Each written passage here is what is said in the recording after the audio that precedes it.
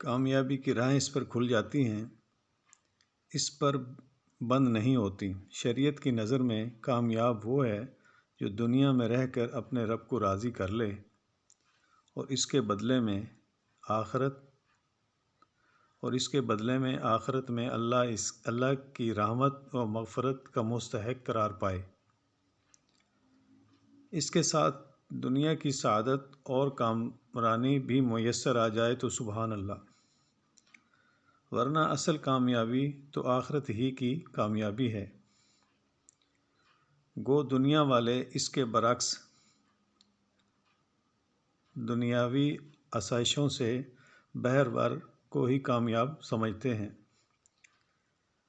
آیت میں ان مومنوں کو کامیابی کی نوید سنائی گئی ہے جن میں ذیل کی صفات ہوں گی۔ مثلا اگلی آیت میں ساری تفصیل ہیں۔ خشوع سے مراد قلب کی یکسوئی اور انہماک۔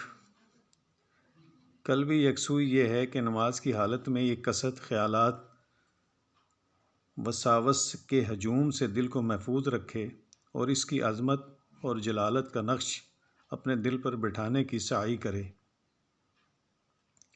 اعضاء جوارح کی یکسوئی یہ ہے کہ ادھر ادھر نہ دیکھے، کھیل کود نہ کرے، بالوں اور کپڑوں کو سنوارنے میں نہ لگا رہے، بلکہ خوف و خشیت اور عاجزی اور فروتنی کی ایسی کیفیت طاری ہو جیسے عام طور پر بادشاہ یا کسی بڑے شخص کے سامنے ہوتی ہے۔ لغوً ہر وہ کام